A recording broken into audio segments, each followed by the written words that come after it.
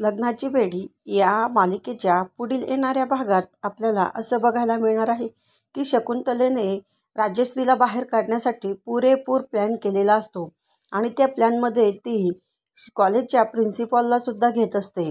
प्रिन्सिपॉलांना सांगते, मी सांगते तसंच तुम्हाला करायचं आहे. त्या प्लॅनमध्ये त्या कॉलेजच्या ज्या मॅडम असतात त्यांनासुद्धा त्यांनी इन्व्हॉल्व केलेलं असतं आणि त्यानंतर त्या सिंधूला फोन करून त्या ठिकाणी बोलवतात आणि तेव्हा सिंधू म्हणते काय झालं आहे. तेव्हा त्या म्हणतात की आम्ही राजश्रीला या शाळेतनं काढत आहोत, कॉलेजातनं. तेव्हा सिंधू म्हणते की आईंकडनं झालं काय आहे, म्हणे त्यांनी कॉफी केलेली आहे.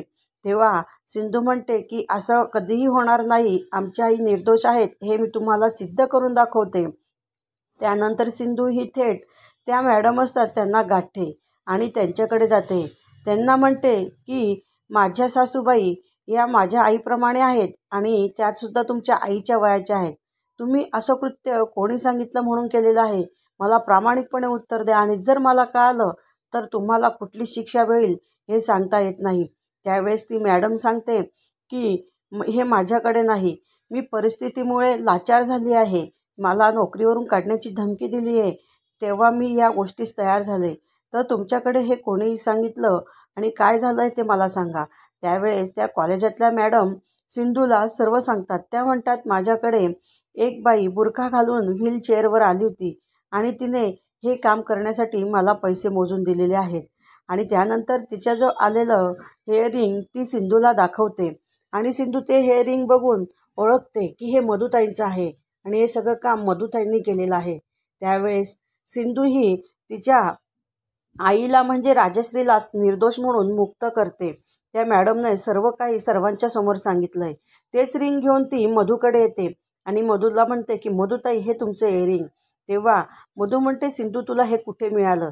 तेव्हा सिंधू म्हणते कॉलेजच्या मॅडमांकडे मिळालं. तेव्हा मधू म्हणते मी त्या मॅडमांना ओळखत नाही. तेव्हा सिंधू म्हणते ठीक आहे ना, मग मी त्यांना कॉल करून राघवसमोर बोलवते आणि तुमचं सर्व सत्य हे राघवसमोर सांगते.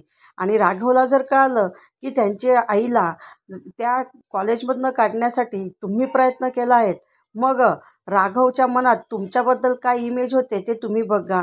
तुम्ही जे हे अकॅडमीचं राघवच्या जवळ जाण्याचं जे स्वप्न बघत आहात ना, ते स्वप्नच राहणार आहे. आणि मला माहिती आहे की तुम्हीच हे सारे प्रयत्न करत आहात त्या शकुंतलेला लागून. आणि तुम्ही एवढं लक्षात ठेवा, शकुंतलेच्या नादीत तुम्ही लागलेला आहेत ना, त्यामुळे तुम्ही स्वतःचं नुकसान हे स्वतःच करून घेणार आहे. तुम्हाला या घरामध्ये कुठल्याही प्रकारची जागा राहणार नाही आणि घरात तर दूरच आहे, पण राघवच्या मनात जी तुमच्या मैत्रीबद्दल प्रेम आहे ना, ते सुद्धा राहणार नाही. मग काय करून घेणार तुम्ही तुमच्या या मैत्रीचं. तेव्हा मधू मात्र खूप घाबरलेली असते, परंतु ती सिंधूसमोर कुठलंच सत्य काढत नाही आणि ती पुन्हा कबूल करत पण नाही की मी हे केलेलं आहे. परंतु सिंधूला सर्व माहिती की हे मधूनेच केलेलं आहे. परंतु राजश्रीला तिचा परिपूर्ण पाठ असतो आणि ती राजश्रीला परिपूर्ण साथ देत असते. त्यामुळे मधू हे काही करू शकणार नाही. शकुंतलेची सुद्धा नाचक्की सिंधूने केलेली असते. त्यामुळे शकुंतलेचा ह्या गोष्टीला शकुंतलेला खूप मोठा राग येतो.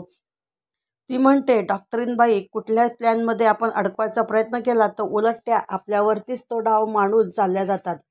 असेच भाग पाहण्यासाठी आमच्या चॅनलला लाईक करा, शेअर करा आणि सबस्क्राईब करा.